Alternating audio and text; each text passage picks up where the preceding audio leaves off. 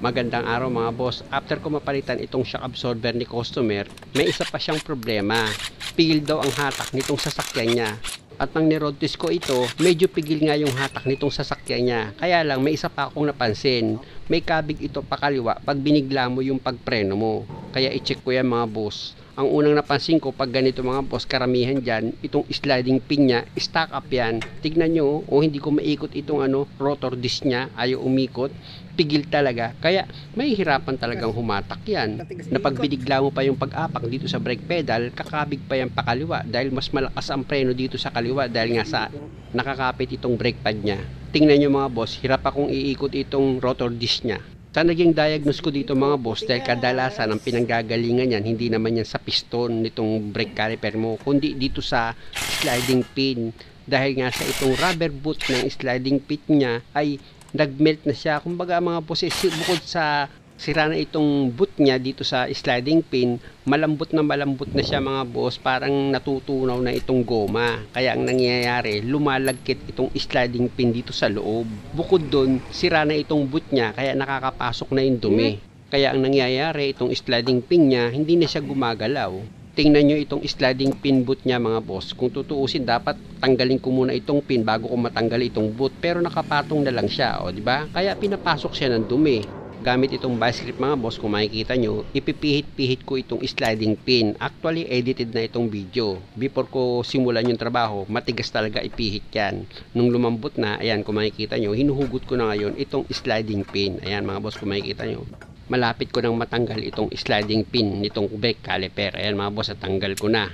Dito naman ako ngayon sa ibabaw mga boss, same procedure lang din, ipiting ko ng vice grip itong sliding pin, tapos iikot-ikot ko yan, tsaka ako ngayon dahan-dahan siyang hilahin. Kung makikita nyo dito mga boss, kumapit na yung goma dyan na natunaw, kaya lumagkit masyado yung sliding pin.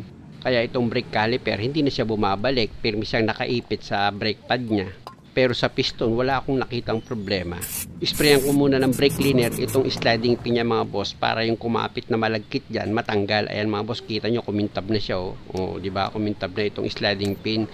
Kaya lang itong isang maliit na sliding pin mga boss, kung makikita nyo, medyo kinalawang na siya. Pero malilinis ko pa rin yan, kaya lang hindi ko na siya mapapakintab. After ko mapunasan yan mga boss, inisprayan ko pa yan ng penetrating oil. Tapos dito naman ako ngayon sa brake caliper, balik ako dyan. Papalitan ko ngayon ng bagong sliding pin boot yan, yung goma niya dito sa sliding pin mga boss. Ayan kung makikita nyo, bago yan mga boss. Ito yung luma niya Ayan yung bago, lalagay ko na. Hindi ko sana papalitan yung sliding pin boot nito mga boss, iaayos ko lang sana. Kaya lang ang problema, sobra na siya sa lambot. Kumbaga lumalagkit na siya, parang natutunaw. Kaya ang ginawa ko, kabitan ko na lang ito ng bagong sliding pin boot. Ayan mga boss, kung makita nyo, inilagay ko na yung dalawang bago na sliding pin boot dito sa brake caliper. Sa paglagay naman nitong sliding pin boot mga boss, madali lang dito sa brake caliper. Meron naman yung gatla, ipapasok mo lang itong sliding pin boot mo, maglalak na yan sa loob. At pag okay na, pwede mo na ngayon ilagay itong sliding pin. Kung makikita nyo, pinahirang ko yan ng grasa. Tapos pwede nyo na ngayon ipasok dito yan sa sliding pin boot niya. Ayan mga boss, ipasok ko na. Kung makikita nyo, maayos na yung galaw nitong sliding pin niya dito sa loob ng sliding pin boot. Ayan kita nyo, dapat ganyan, maluwag siya. Hindi siya gumagalaw. Pag hindi gumagalaw yan mga boss, ayun, possible mahigpit yung brake mo kapag pinihit mo itong rotor disc. At dahil sa dalawa yan mga boss, taas baba nitong brake caliper, papalitan ko rin po itong boot dito sa baba niya. Ayan mga boss, yung bago, kung makita nyo, ilagay ko na rin yan. Kaya lang, naitago ng camera, ibaba ko itong camera para makita. Ayan mga boss, kung paano ko siya inilagay para makita nyo. Ayan, napakadali lang naman.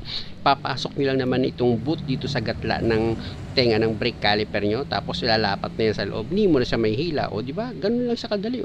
Yan napakadali lang, di ba? Kayang-kaya nyo gawin yan mga boss. Ako lang talaga minsan nangihinayang sa inyo dahil yung mga ganyang problema ipapagawa nyo pa sa labas. Nako, minsan tuloy napupunta pa kayo sa overhauling ng preno, replacing ng rotor, etc. Nako po. Kaya minsan pag nakita ko yung estimate nyo tapos dinala nyo sa akin tapos ganyan lang ginawa ko, nako, yung customer sasabihin ka agad, mabuti na lang sa'yo ko yung pinagawa. Asus, kung nanood ka lang sana sa video ko, di ikaw na gumawa. Pero kung hindi mo naman talaga kayang gawin mga boss, syempre proud naman ako na gawin ko yung sasakyan mo. Hindi kita tinatanggihan. Anytime, any days, anywhere, pwede kong gawin yung sasakyan nyo. Basta libre ako. Ilagay ko na nga itong pangalawang sliding pin mga boss dito sa brake caliper. Kung makikita nyo, iniingatan ko dyan yung rubber. Binubuka ko siya para pumasok dito sa tenga ng sliding pin. Ayan mga boss, kung makikita nyo, ayan ang iniingatan ko dyan. Pag pumasok na siya, tsaka ako ngayon ididiin itong sliding pin.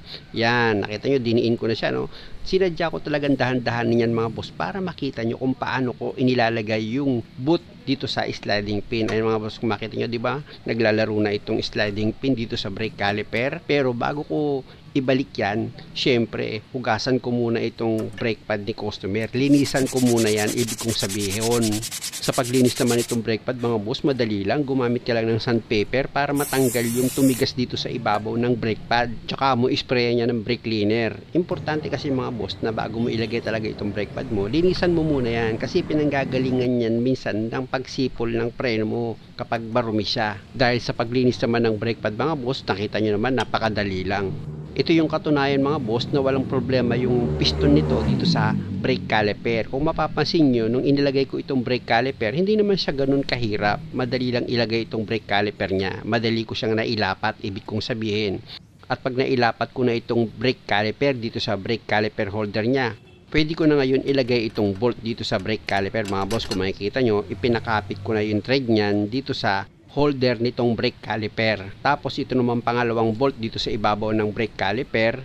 Kung makikita nyo, ipinakapit ko na rin yung thread niyan. Pag okay na, gamit yung socket wrench na number 14, hihigpitan ko na yan mga boss gamit itong impact wrench ko. Ayan mga boss, kung makita nyo, hinigpitan ko na itong bolt na number 14 dito sa brake caliper.